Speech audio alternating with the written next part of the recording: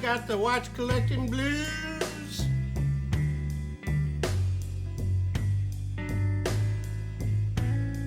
And I don't know what to do.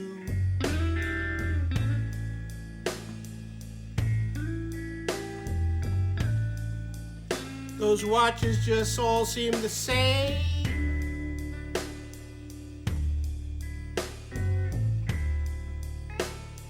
Man, I can't play that game. For I got the watch collecting blues. Do you see a myriad of watches and say, blah, there's nothing great here? Do you have the watch collecting blues? Is there such a thing? I'll discuss this state of mind, which I'm currently experiencing, and see what we can do about it. This is Adventures with Time.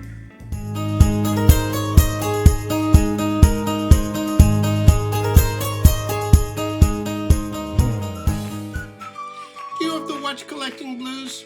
You know me. I've been collecting watches for over 3 years and have been chronicling my activities on this YouTube channel for the past 2.5 years. Over that time, I've gone through several stages as a collector. When I started, I was out of the gate fast, buying lots of different watches. Over the past year, I've settled into what I consider a successful approach to watch collecting. To better understand this approach, watch my most recent State of the Collection video. I'll leave a link to that at the end of this video. While I still immensely enjoy experiencing different types of watches, and I've been getting a lot of loaner watches for my channel recently, I find that many do not impress me. Even the higher end watches that I review either in person or based on web content are not creating excitement or any level of attraction or fascination for me. Back when I started my collecting activities, I believe I would have been much more fascinated by some of these watches and tempted to acquire them. But now I look at them and think to myself, not much to see here. Move along.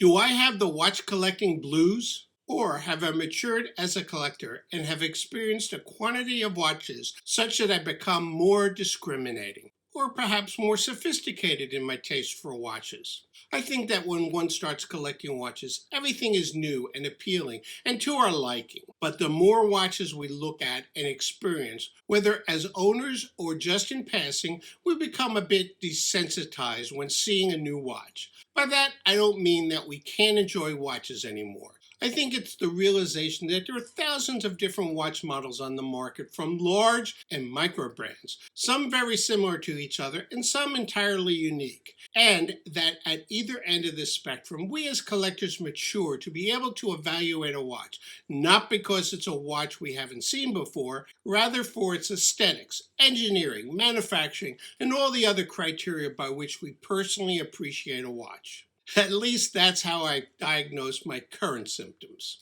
If this is the case with you, what is there that we can do and should do about this condition? Once I completed this path of self-analysis, I realized that I should look upon any boredom during my current watch review activities not as a condition that needs to be treated, rather as my having attained a level of collecting experience where I do not go lusting after every shiny new penny I see. Now an important point to make about this awareness. This does not mean that I've landed in a place where I can only appreciate luxury or high horology pieces. No, quite the contrary. I think there are as many affordable watches as high-end watches that interest me. I don't embrace the school of thought that the more educated or mature one is at collecting watches, the only watches you like are high-end pieces and should consider everything else as junk.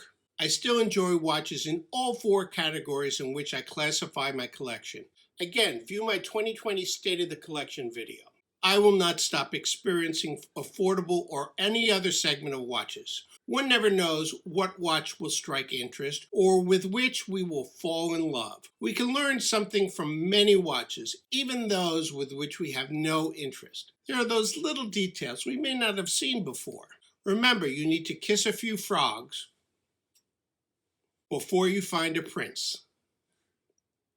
or whatever metaphor you like. My advice is to keep experiencing watches of all types and price levels. It's only by this process that you will learn what you like, what is different, what provides value, and all the other metrics by which we evaluate watches. Here's my State of the Collection video, which I suggested, and another on how to open up another avenue to your watch collecting activities. Thanks for watching, and I'll see you in my next video.